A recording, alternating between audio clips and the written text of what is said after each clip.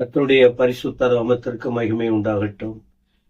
பிரியமானவர்களே, கர்த்தர் நல்லவர். இந்த புதிய வருடத்தில் இந்த முதல் மாதத்தை கடக்க போகிறோம்.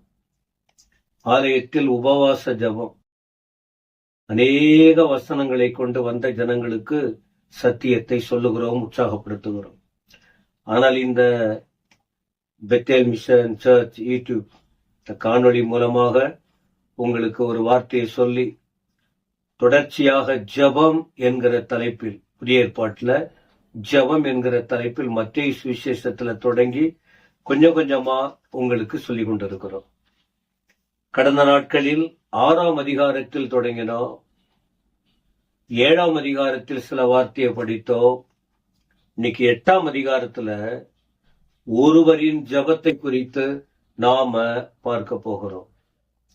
யாருடைய ஜெபம் அப்படின்னு சொன்னால், சமுதாயத்தால் புறக்கணிக்கப்பட்ட ஒரு மனுஷன்.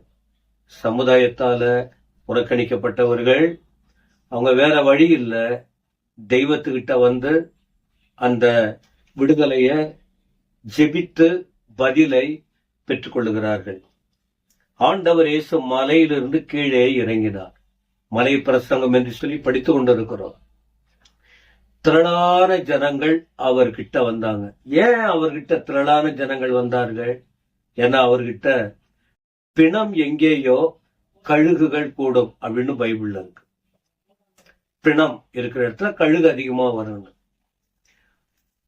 தேன் எங்க இருக்கோ, தேன் பூச்சிகள் அங்க போயிட்டு உட்கார்ந்து அந்த தேன் எடுத்துட்டு வந்து கூடு கட்டி பிறருக்கு பிரயோஜனமாக மாறும். அதுபோல ஆண்டவர் இயேசு அற்புதங்களை செய்கிறவர், கண்ணீரை துடைக்கிறவர், விடுதலை கொடுக்கிறவர், ஆசீர்வதிக்கிறவர். அவர் பல முறை அழைத்தார். வருத்தப்பட்டு பாரம் சுமக்கிறவர்களே, நீங்கள் எல்லாம் என்னிடத்திலே வாருங்கள், நான் உங்களுக்கு இளைப்பாறுதல் தருவேன். இப்படி அவர் அழைப்பு கொடுத்த போது ஏராளமான மக்கள் வந்து ஆசீர்வதிக்கப்பட்டார்கள். இதைதான் சுவிசேஷ புத்தகத்தில் படிக்கிறோம். இப்படி இருக்கும்போது, அப்பொழுது மலையிலிருந்து அவர் இறங்கின போது, திரளான ஜனங்கள் கூடி வந்த போது, ஒரு மனுஷன், அவன் யாரு? குஷ்டரோகி.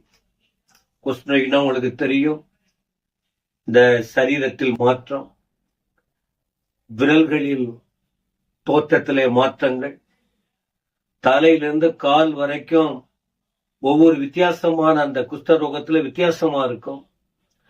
ஆனா இவன் பார்ப்பதற்கு அருவருப்பாக காணப்படுகிறார். இவங்க ஜனத்துக்கிட்ட வர முடியாது. ஜனங்களுக்கு வெளியில தான் அன்றைக்கு சரி, இன்றைக்கும் வாழ வேண்டிய நிலைமை. அப்படிப்பட்ட நிலையில் குஷ்டரோகி என்று அருவருப்பாய் எண்ணப்படுகிற ஒருவன் ஆண்டவரிடத்தில் வந்து என்ன ஜெபம் பண்றான் பாருங்க. முதல்ல வந்த பிறகு பணிந்தான்டா, அவர் பாதத்துல விழுந்துட்டான். அப்ப ஜெபம் பண்றதுக்கு முன்ன அல்லது ஆண்டவர்கிட்ட வந்த உடனே தன் உள்ளத்தில் அவர் சமூகத்துல அப்படியே தாழ்த்தி ஒப்பு கொடுக்க வேண்டும். நான் தேவையோடு இருக்கிறேன், எனக்கு நீங்க உதவி செய்ய வேண்டும். எங்களால ஒண்ணும் முடியல ஆண்டவரே, நீங்க தான் என்னை பல இடங்களில் முயற்சி செய்து பார்த்தோம், நீங்க தான் எங்களுக்கு அற்புதங்களை செய்யணும்னு முதல்ல வந்து தாழ்மையோடு அவர் பாதத்தை பணிய வேண்டும், அவரிடத்தில் ஒப்பு கொடுக்க வேண்டும். இவன் அதை தான் செய்தான். அப்ப பணிந்த பிறகுதான் ஒரு வார்த்தையை சொல்லுகிறான். ஆண்டவரே, எங்களை ஆளுகை செய்கிறவரே, எங்கள் எஜமானனே, எங்களுக்கு நீங்க தான் இந்த சரீரத்துக்கு சொந்தம், இந்த வாழ்க்கைக்கு நீங்க தான் சொந்தம். ஆனா என்னுடைய நிலைமை இப்படி இருக்கு. ஆண்டவரே, எனக்கு உமக்கு சித்தமானால் என்னை சுத்தமாக்க உம்மால் முடியும். நான் சுத்தம் இல்லாத இருக்கிறேன், ஆரோக்கியம் இல்லாத இருக்கிறேன், அருவருப்பா இருக்கிறேன், வேதனையோடு இருக்கிறேன். என்னை நினைத்து எனக்கே கஷ்டமா இருக்கு. என்னை நினைத்து மற்றவர்களும் யாருக்கிட்ட வரமாட்டேன்றாங்க. அவ்வளவு மோசமான நிலையில என் ஜீவியம் இருக்கு. எனக்கு உமக்கு சித்தமானால் என்னை சுத்தமாக்க உம்மால் கூடும். இதான் ஜெபம். ஒரு சுருக்கமான ஜெபம் தான். ஒரு சுருக்கமான ஜெபம். உமக்கு முடியும், உமக்கு சித்தமானால் நடத்தட்டும். ஆண்டுடைய சித்தம் என்ன தெரியுமா?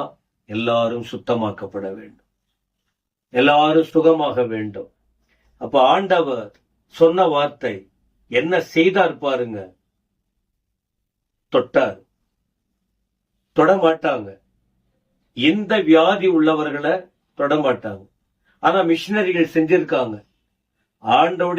ஆண்டவரால் அழைக்கப்பட்டு ஆண்டுடைய ஊழியத்தை பெற்றுக்கொண்டவர்கள், அந்த மிஷினரிகள் இப்படிப்பட்ட ஊழியத்தை செஞ்சிருக்காங்க.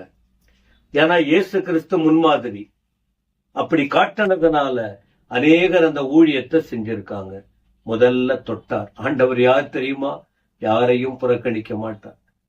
நம்ம எந்த நிலையில் இருந்தாலும், பாவமா வியாதிகளா எந்த சூழ்நிலையா இருந்தாலும் உணர்ந்துட்டா போதும், உணர்வடைஞ்சிட்டா போதும். அவர் புறம்பே தள்ளாத தேவன். அப்ப முதல்ல தொட்டார். அடுத்து பதில் சொல்றாரு, எனக்கு சித்தம் உண்டுப்பா, நீ சுத்தமாக. எப்போ மற்ற இடத்துல அலையாம நீ என்னிடத்துல வந்தாயோ, என்கிட்ட வந்த உன்னை நான் வெறுமையாய் விடுவேனா? யாராவது வந்தால் நான் வெறுமையா விட்டிருக்கேனா? விடமாட்டேன். எனக்கு சித்தம் உண்டு. நீ சுகமடைய வேண்டும், நீ நன்றாக இருக்க வேண்டும், நீ சமுதாயத்தில் தலை நிமிர்ந்து நடக்க வேண்டும், நீ சமுதாயத்தில் ஒரு மனுஷனா வாழ்ந்து காட்ட வேண்டும் என்ற உணர்வோடு ஆண்டவர் அவனை தொட்டு, என்னை சுத்தமாக, அவ்வளவுதான், எனக்கு சித்தம் உண்டு, சுத்தமாக.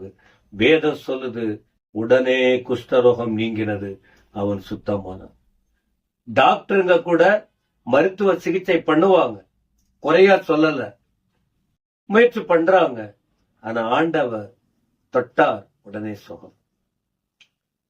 ஆண்டவர் அதான் இன்னைக்கும் அவர் வல்லமை, இன்றைக்கும் அவர் தேவன். அவர்கிட்ட வந்து விழுந்து எப்படிப்பட்ட பிரச்சனையா இருந்தாலும் ஆண்டவரே என்று அவர்கிட்ட கேட்கும் போது உடனே அவர் பதில் கொடுக்க வல்லவராய் இருக்கிறார். சுத்தமானார். அப்ப இயேசு ஒரு வார்த்தை சொன்னார், இதை நீ யாருக்கும் சொல்லாத, கொஞ்சம் எச்சரிக்கையா இருப்பா, என எல்லாம் வந்துருவாங்க, நான் கண்டிப்பா சுகம் கொடுக்கிறேன், இப்போதைக்கு நீ ஒன்னும் இதை செய்ய வேண்டாம் அப்படின்னு சொன்னார். ஆனால் அவனோ போயிட்டு, ஆண்டவர் சொன்னார், நீ போயிட்டு ஆசாரியருக்கு சொல்லு. ஏன்னா வேத முறைமைப்படி மோசேயின் சட்டப்படி தானே அவங்க பாளையத்துக்கு புறம்பே இருக்கணும். அதனால் நீ சொல்லு, ஆனா ஒரு காணிக்கை செலுத்தணும், அதை நீ செஞ்சிடு அப்படின்ட்டு அனுப்பிட்டாரு.